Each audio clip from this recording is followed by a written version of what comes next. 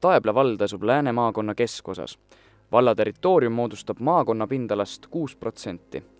Vallas on peaaegu 2700 elanikku. Vallas asub mitmeid vaatamisväärsusi ja kultuurisõprade meeliskohti. Kunstnik Ants Laikmaa maja muuseum Kadarpiku külas. Laulutrepi ja laulutammega rahvapidude ja jaanitulede paik Kuliste Aas.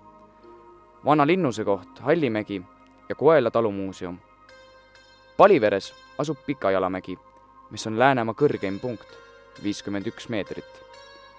Mäel asub suusahüppetorn, mille tipust avaneb kaunis vaade.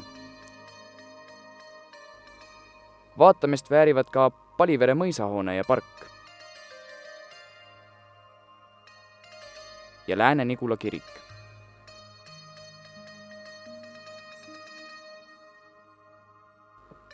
Oru vald asub Läänemaa põhjaosas.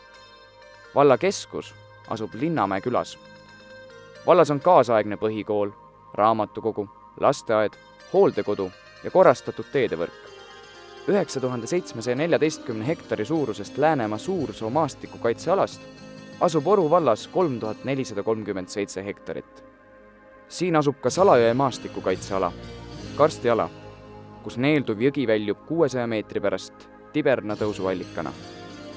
Oru vald on sobilik elupaik nendele, kes väärtustavad loodussõbralikku ja linnalähedast elukeskkonda.